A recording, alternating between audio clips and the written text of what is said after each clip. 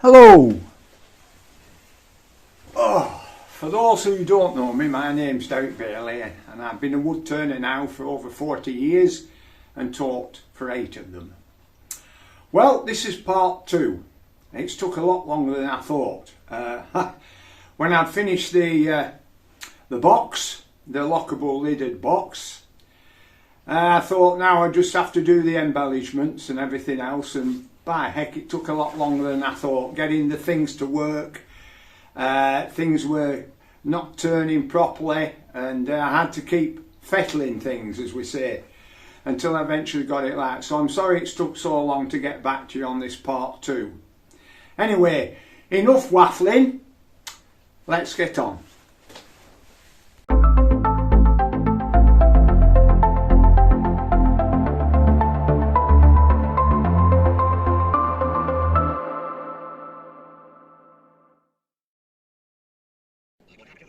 Now that I've made the box and the locking lid, I'm now going to make a spacer for the tube inserts.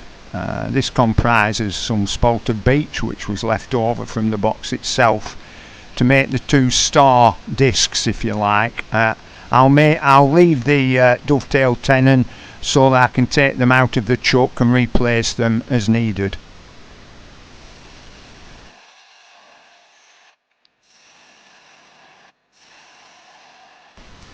I'm using a screw chisel here to make the dovetail tenon, which is quite easy due to the rake of the chisel itself. Leaves a nice dovetail on the tenon.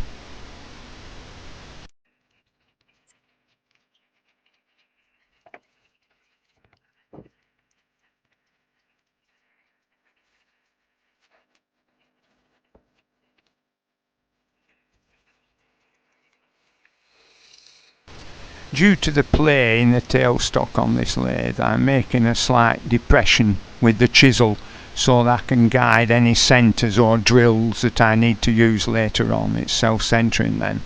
If I rely on the tailstock itself, it's not totally accurate.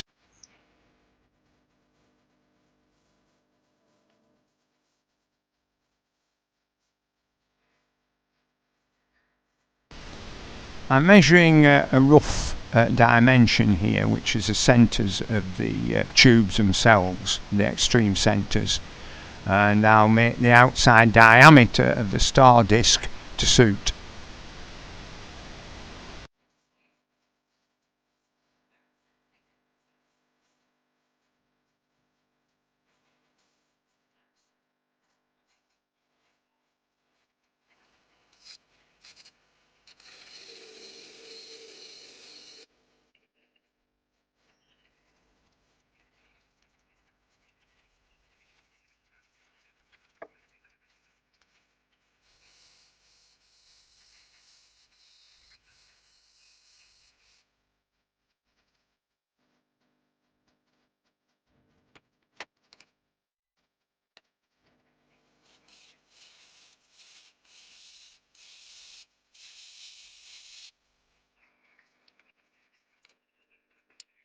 I've made a temporary hole for an M5 bolt in order to secure the discs for removal of wood, if you like, making a scallop design, a star shape, by using a Forstner bit.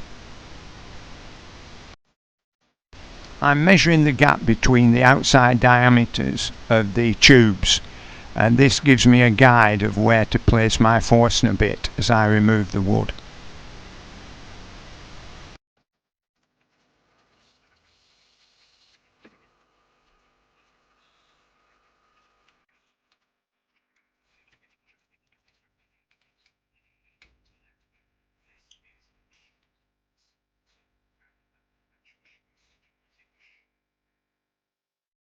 I'm going to show 2 methods for this procedure, one using the lathe with my indexing attachment and the other with an indexing attachment I made for the pillar drill.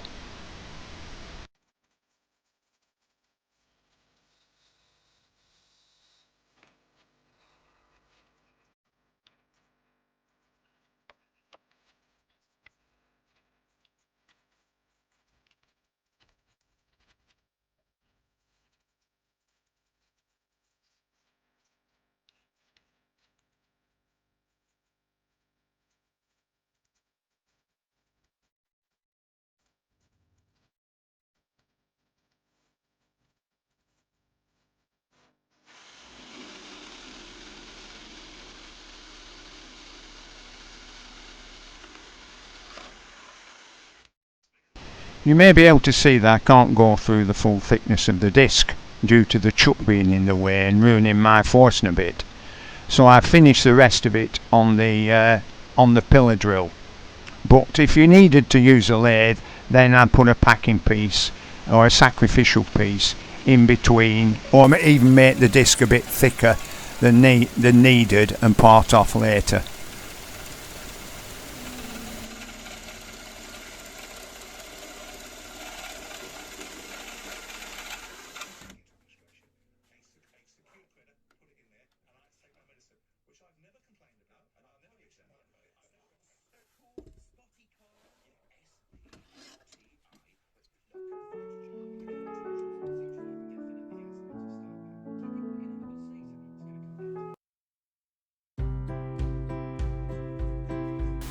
Here's my pillar drill indexing system. If you want, I'll do a video on it at a later stage for those who are interested. But it's quite simple to set up. I'm hoping you'll get enough information off this video to make one for yourself if you need it.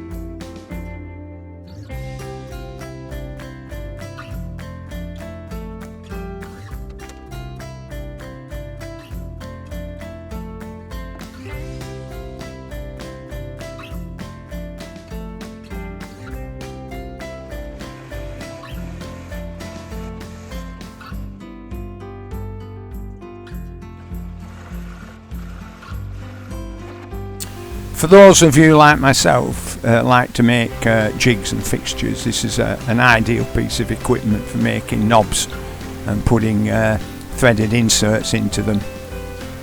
It's very useful, and it takes a lot of the hassle out of making individual knobs that by hand.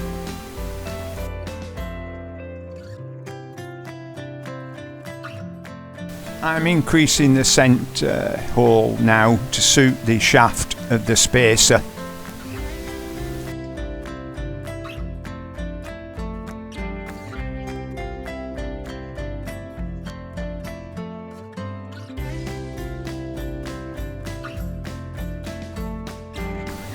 Here, for some reason, I didn't measure the diameter of the shaft itself. Because I had it in my head that I'll bore out by hand to suit the diameter of the shaft, so I didn't need to measure it. But I later found out that it was 15mm, and I had a Forstner bit that was ideally suited, which would have saved me a bit of time.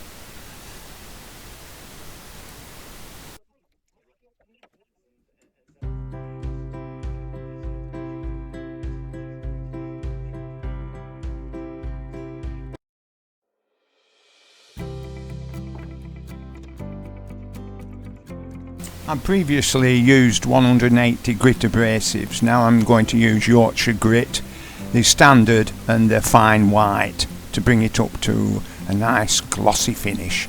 Then I'm going to coat it with 1 coat of sanding sealer and 2 coats, possibly 3 coats of melamine lacquer.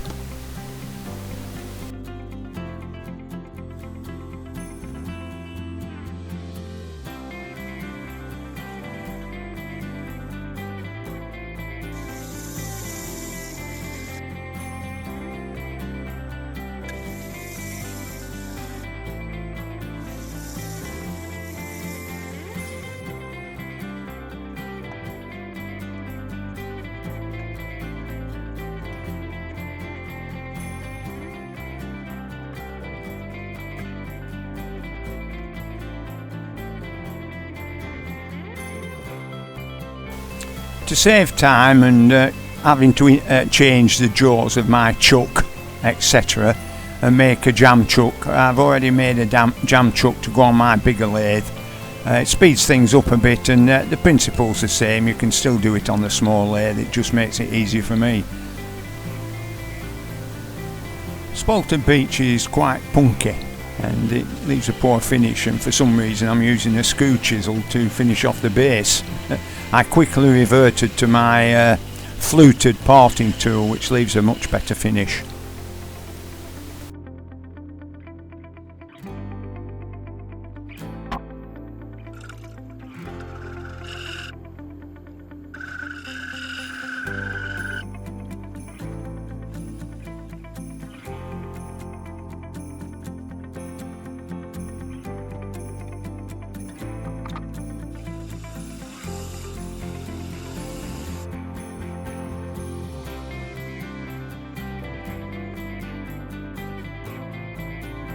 Because I can't put individual lids on the tubes, I want the bottom of the lid of the box to act in that same way, so it seals all the 6 tubes off all together in one go.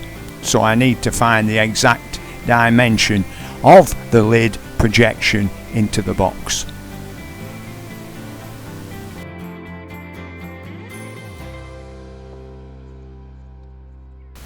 Now I've established the dimension needed, I'm going to cut all the tubes to the length required so that it fits nice and snug in the box and touches the lid.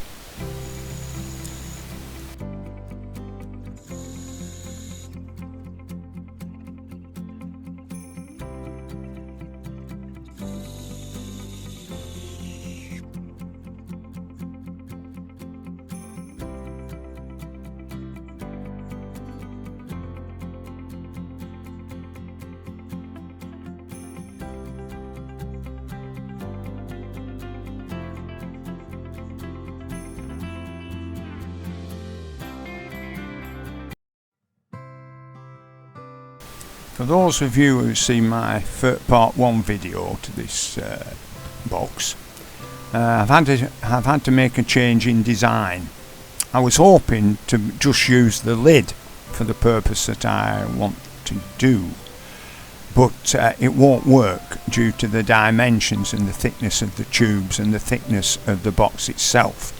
So I've had to make a redesign, and I'm going to make an intermediate disc, a selector disc, that goes in between the top of the tubes and the underside of the lockable lid.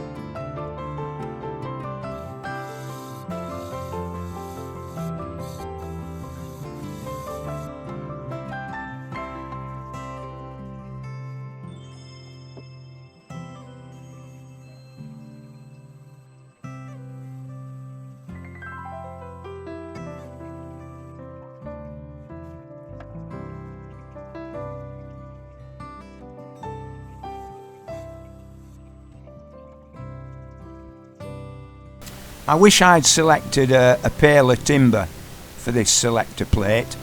The wood is too dark that I've been using. Anyway, you'll find out why later on in the video.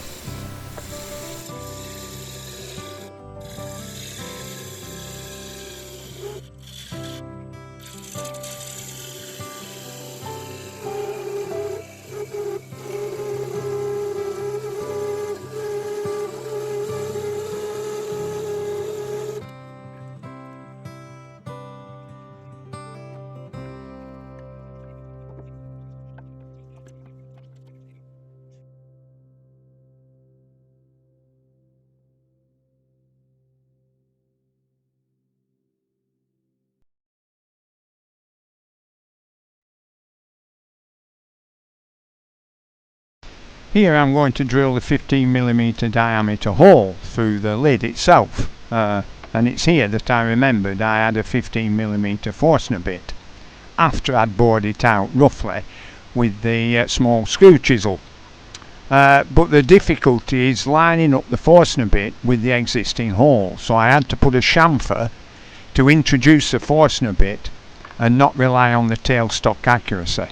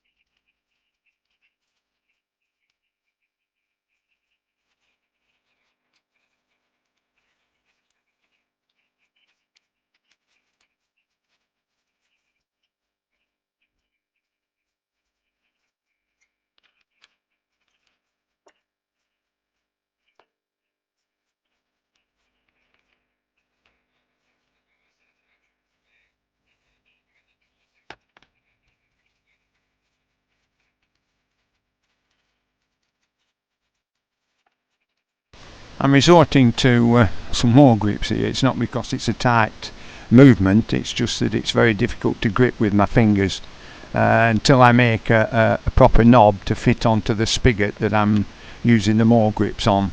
I'll have to put up with this and line it up so I can get the lid back off the box.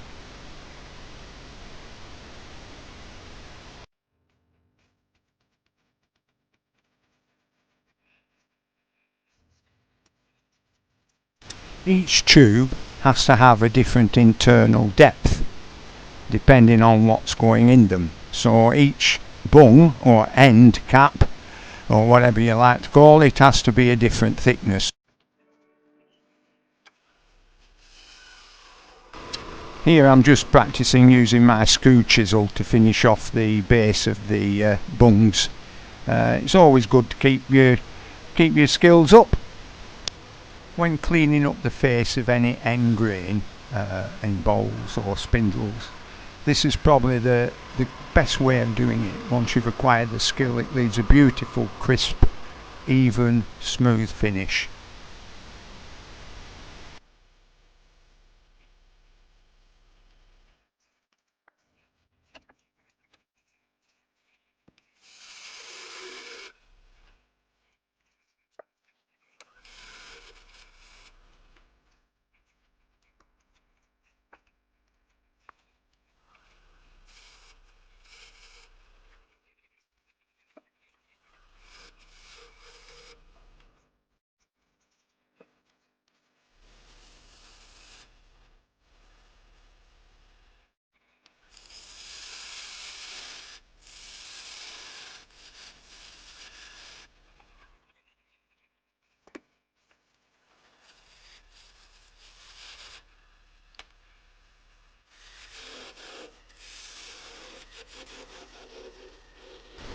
Well, that's first of the end caps, 5 more to go.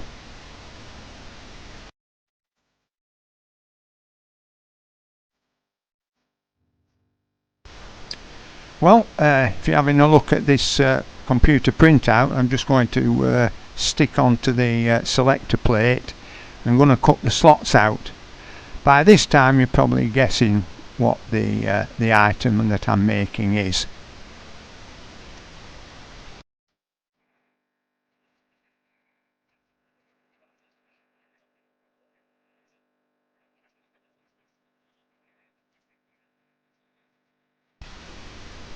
Here I'm just marking the positions of the holes I'm going to drill, the length of the slot, to put the holes as near as I can together, and then file and blend the holes together to make a long slot.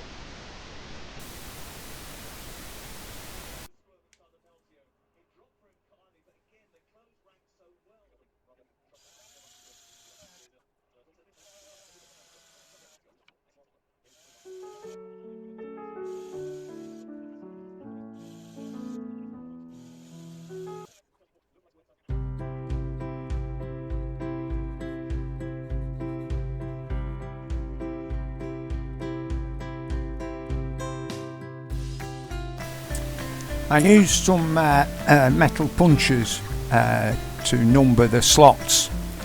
It worked, but when I started to highlight the numbers, the impression in the wood, the depression in the wood, some of the grain got contaminated with the wax filler that I was using to highlight the numbers. I wasn't happy with that, so I'm going to try something else at a later stage.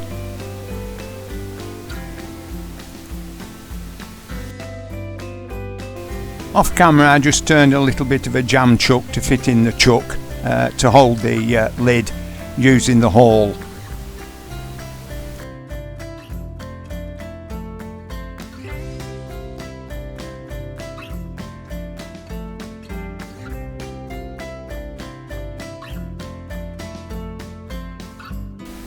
There's a slight wobble on the face of this selector cap, so I'm using the tool rest and the gap between that and the edge of it, and see there's a constant gap, so I'm just truing it up.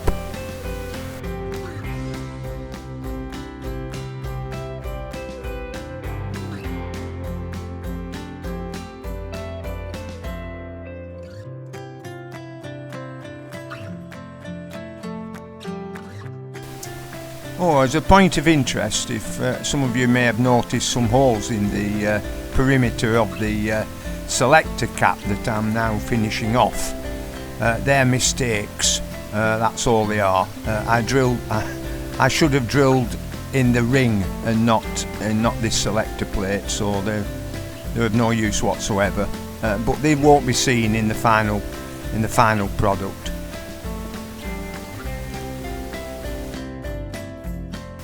Seeing as my mould grip's made a mess of the spigot, I'm just tidying that up. I'm going to fit a knob onto that spigot in a later stage.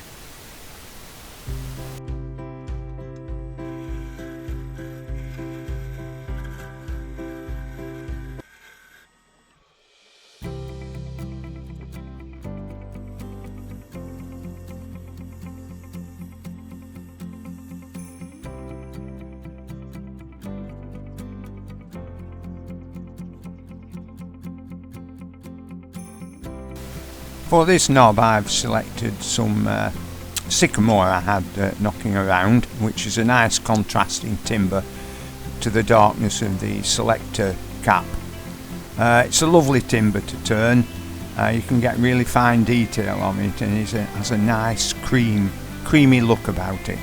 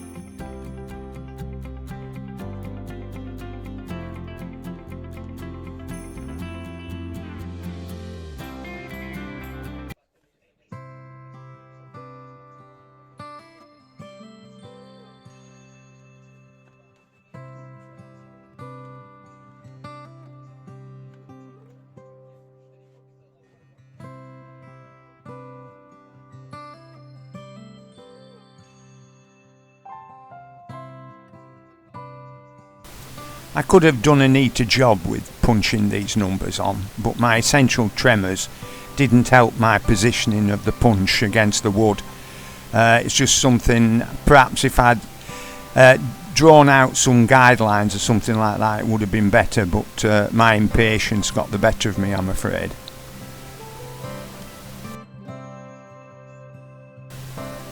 I've ditched the idea of using a wax, rubbing wax into the depressions caused by the punch. I'm just outlining them with a nice opaque black pen, which seems to work quite well and makes the numbers stand out. I'm now fixing the bottom of the tube spacer, the star that goes at the bottom of the tube spacer, to the inside of the bottom of the box itself.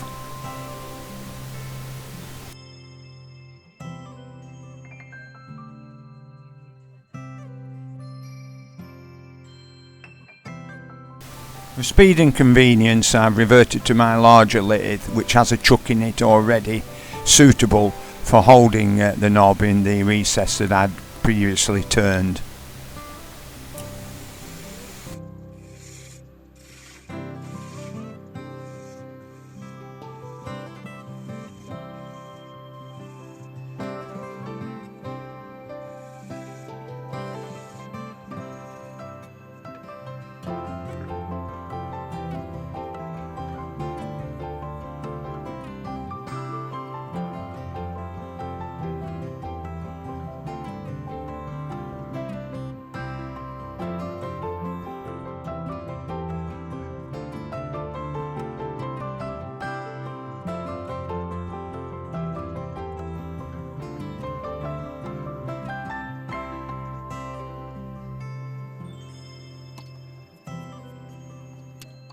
Now I've shortened the length of the tube spacer shaft, I can now fit the knob and see if it works okay.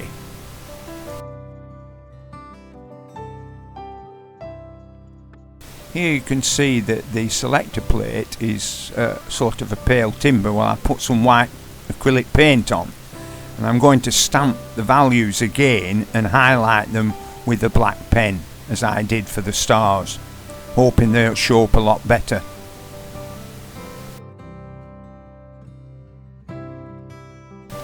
I've marked the position on the shaft where the top star needs to be positioned, and then I'll screw it to the shaft at a later stage.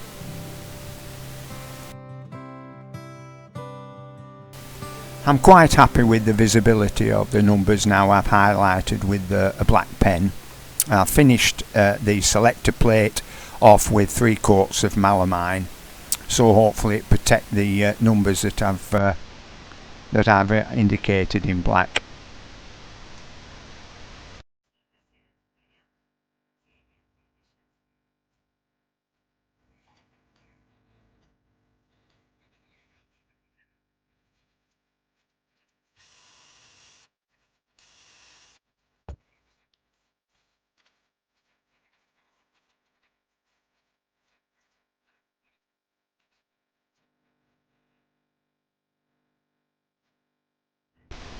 Before I screw the selector plate to the top star, I'm just testing the insertion of the coins into the slots so that they line up with the bores of the cylinders underneath.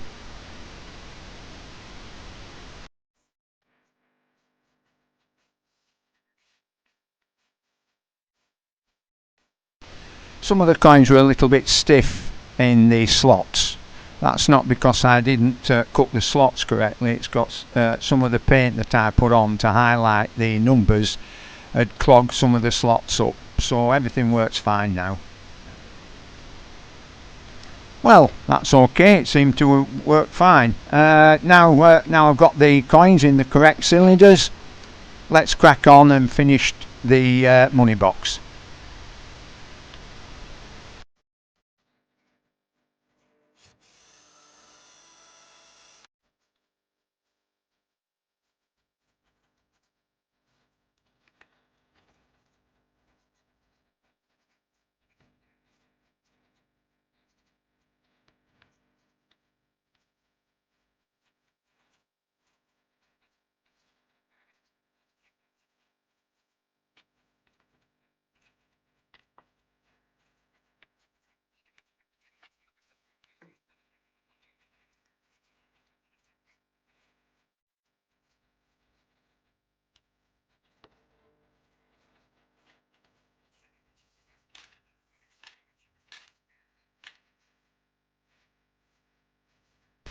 I've put two little pencil marks which are hard to find. You don't want them easy to find, just in case the combinations get mixed up, because I'm thinking of printing off a combination numbers and sticking them to the top of the lid. But then again, I don't want to cover up the varnish, the lovely varnish on the wood. So I'm going to have a think how I can best put the numbers on and the scale so that the combinations can be used. Anyway, onwards and upwards.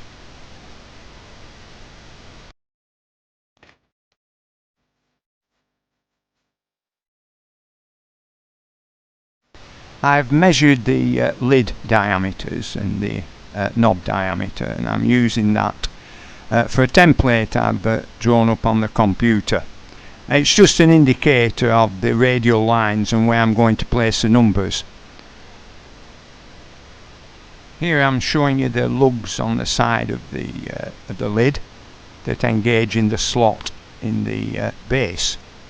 But I've lined these up, and I'm going to use that lining up and establish the numbers that I want to be used for that line up to occur. As you can see, the lid is in two parts. There's an internal part and an external rim. I'm going to put radial lines using the template and the craft knife and scribe lines on them. I've fixed the position with sellotape so it doesn't move while I'm doing that, and I'm going to use those lines and carve a depression on each line and colour it in with a contrasting colour.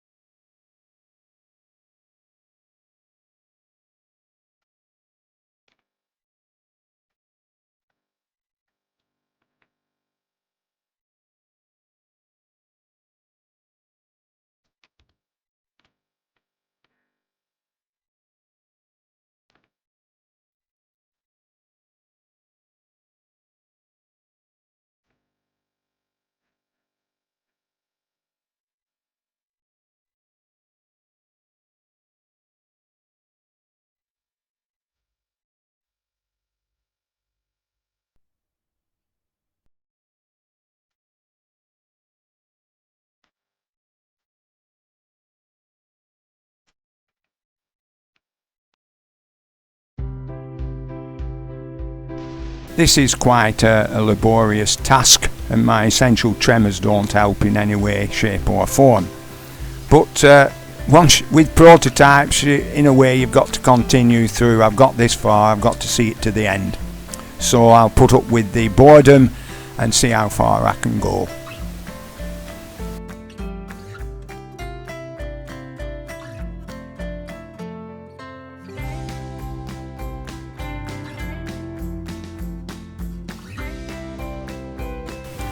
I made an impulse purchase at Hobbycraft on these transfers.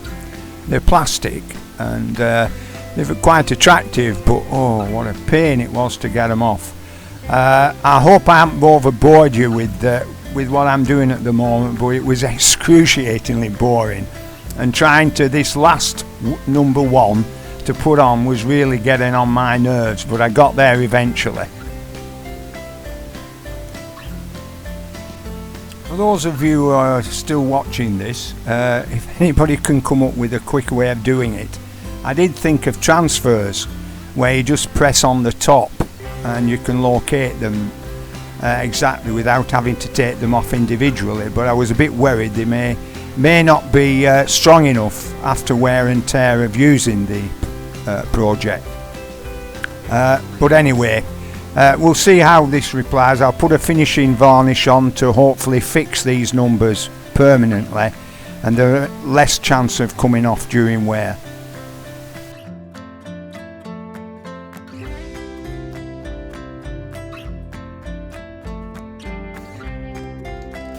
I'm spraying 3 coats of melamine lacquer over the numbers. I've already got a decent finish, but I want to make sure, well, hopefully, I'll stop the numbers from peeling off. One or two have dropped off in the process previously, so I'm hoping these 3 coats of melamine will secure the numbers. I've got a piece of scrap sycamore and I'm putting a concave face to it using this cylindrical bobbin sander by hand, just so it'll follow the contour of the outside diameter of the box, and when I glue it together it'll have a better area of contact. Out of the sycamore that I've just finished sanding, I've made a little triangular indicator which will be glued on the outside diameter of the box.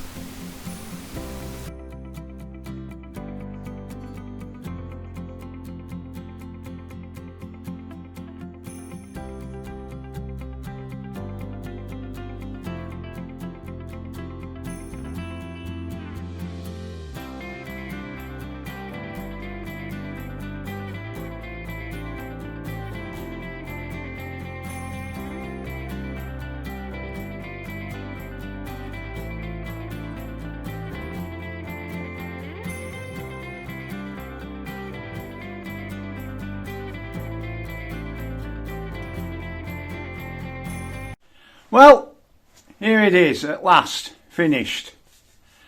Spalted beech box with, I think it's Sirocco top.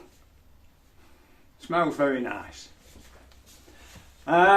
So as you probably guess, it's a money box. How relevant it is today in this day of contactless swiping cards and goodness knows what, I don't know. But it could be used, it could be made for anything really. You know, it's a lockable box when all's said and done. And it's basically 2 combinations. You just rotate the, it all depends on what combination you want. Like I've put it at 7 along the top rim there, and 11 on the bottom ring, I think, if I can remember rightly. I'll just show it, see if I can show it there. So I've put an indicator there, and that's at 7, as you can see the line, and then this is 11 lines up, and hopefully that'll come out now. Have I got it now? Here we are. Little bit stiff, little. There we go. And there we have inside the indicators of the coins. I'm sorry, it's imperial coins, it's British currency, but I'm sure you can make one for your own currencies.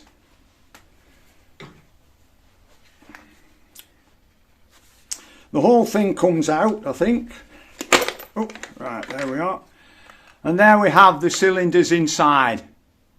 And I've indicated here, if you can see right on the bottom there, where the cylinders have to go, so they correspond with the coinage on the top of the plate. They just need a little bit of fettling, a little bit yet, but you see, you look down at the bottom there, you see that 50 pence there, so I get the 50 pence on here and line it up with the 50 pence there.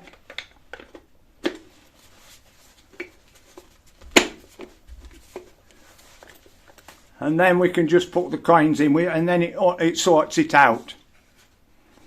So when you put them in the slots, it puts it into the correct cylinders, and the bore of the cylinders correspond with the diameters of the coins. So there we have it. I hope you enjoyed the video, and please subscribe. It does help. I'm getting there. I want to get up to 1,000 subscribers, and then I'll see if I can get monetized. I've not done any of this before, so it's all new to me. So anybody out there who's become monetized in their YouTube videos, if you'd like to correspond with me and tell me the pitfalls and the advantages, it would be greatly appreciated. Anyway, to all those who've lasted so long, thank you again, and have a good day, or a good month, or a good year. All the best. Bye.